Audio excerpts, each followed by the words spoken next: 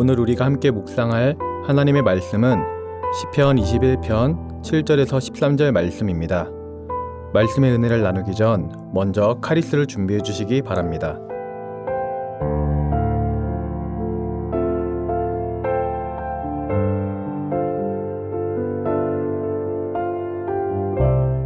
왕이 여호와를 의지하오니 지존하신 이의 인자함으로 흔들리지 아니하리이다.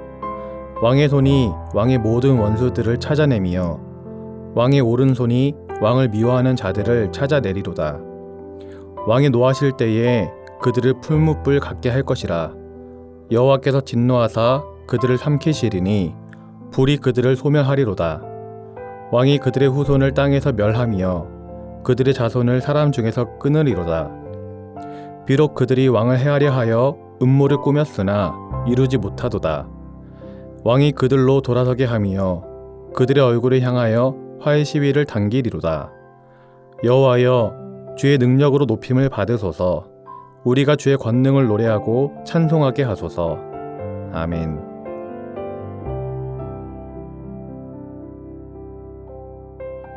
오늘 본문 7절 말씀은 구조적이고 신학적인 면에서 이 시 전체의 중심 기능을 하는 가장 중요한 구절입니다.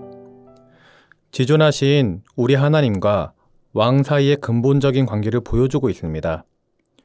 7절 말씀을 다시 읽어보도록 하겠습니다.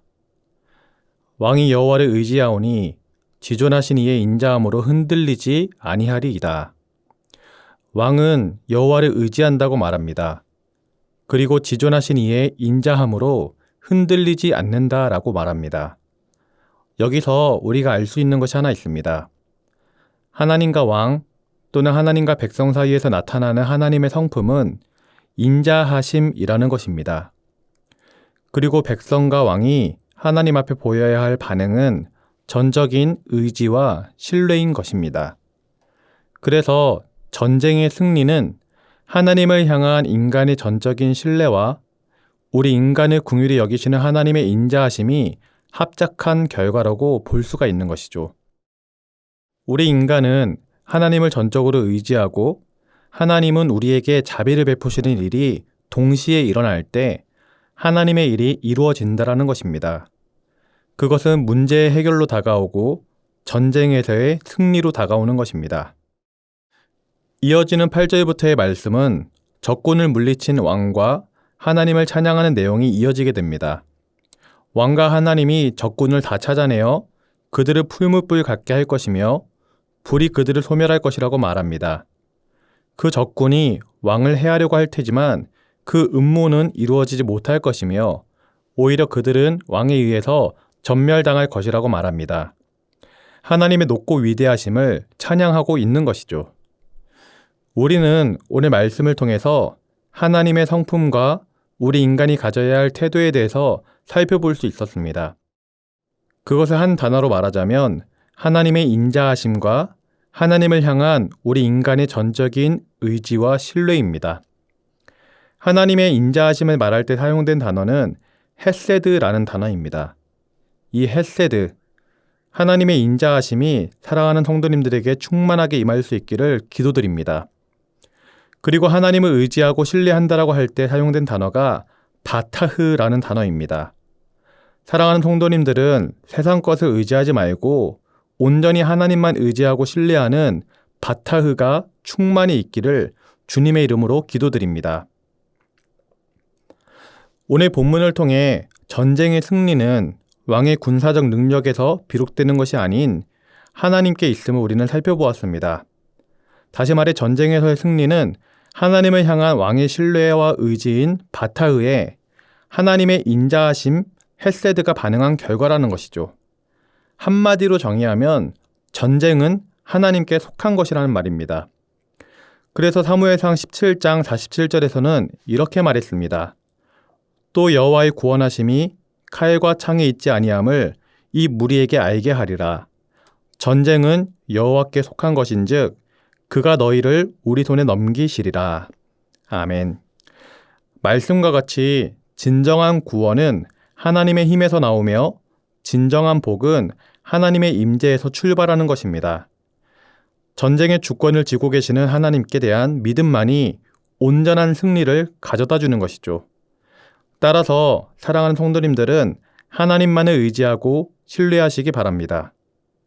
삶을 살아가면서 가지는 문제가 있을 것입니다. 가정의 문제가 있을 수 있고 직장의 문제가 있을 수 있습니다. 자녀들의 삶에 문제가 있을 수 있고 사람들과의 관계 가운데 문제가 있을 수 있습니다. 또 재정적으로 힘든 문제가 삶에 있을 수 있고 건강의 문제가 있을 수 있습니다. 이 문제를 놓고 내가 어떻게 하면 이 문제를 해결할 수 있을까 불안해하며 걱정하지 마시기 바랍니다. 불안해하고 걱정한다 해서 문제는 해결되지 않습니다. 그리고 우리 인간의 힘으로, 나의 힘으로 이 문제를 해결하려고 한다 해도 해결되지 않을 가능성이 많이 있습니다. 그렇기 때문에 우리는 하나님만을 의지하고 신뢰해야 하는 것입니다. 많은 사람들이 돈 문제 때문에 걱정을 많이 합니다. 교역자로 살아가는 저 또한 돈 문제 때문에 고민에 빠진 적이 여러 번 있습니다. 그래서 한때는 어떻게 하면 돈을 더 벌 수 있을까 고민하고 애쓰고 수고한 적이 있습니다. 그래서 한때는 어떻게 하면 돈을 더 벌 수 있을까 고민하며 애쓰고 수고한 적도 있습니다. 그런데 그렇게 돈을 모으는 것에, 돈을 버는 것에 마음을 두고 살았더니 마음이 편안하지 못했습니다. 그리고 그렇게 마음을 돈에 두고 있으니 하나님의 임재가 느껴지지 않고 영적으로 침체된 삶을 살게 되었습니다.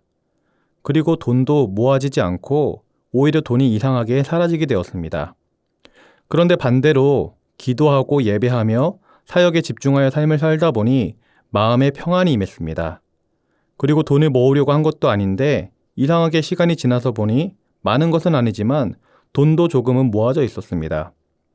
제 생각으로는 이렇게 해야 돈이 모이지 싶어 노력했을 때는 오히려 돈이 없어지고 반대로 돈을 신경 쓰지 않고 하나님의 일에 신경을 쓰며 살았더니 오히려 돈이 모아지는 이상한 일이 벌어졌던 것이죠.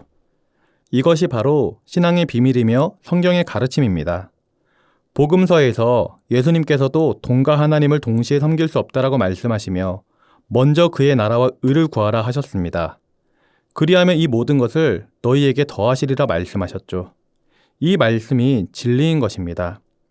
우리가 먼저 그의 나라와 의를 구하며 하나님을 위해 살아갈 때, 다시 말해 오늘 본문과 같이 하나님을 전적으로 의지하고 신뢰하는 바타의 삶을 살아갈 때 인자하신 하나님께서는 우리를 지키시고 보호하시고 채워주시는 은혜를 더하신다라는 것입니다.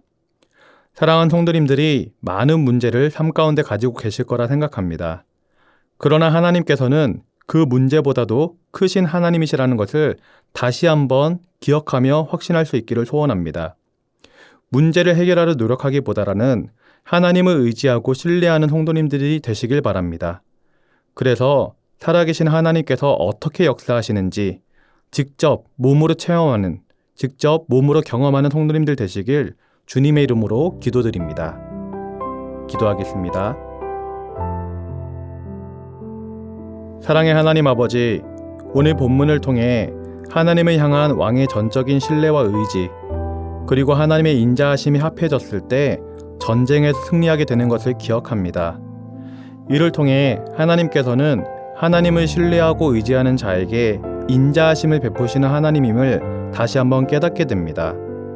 우리가 가진 문제를 놓고 인간의 지혜로 해결하려고 하지 말고 인자를 베푸시는, 은혜를 베푸시는 하나님을 전적으로 의지하여 주님께 모든 문제를 맡겨드릴 수 있는 믿음의 사람이 될 수 있도록 인도하여 주시옵소서.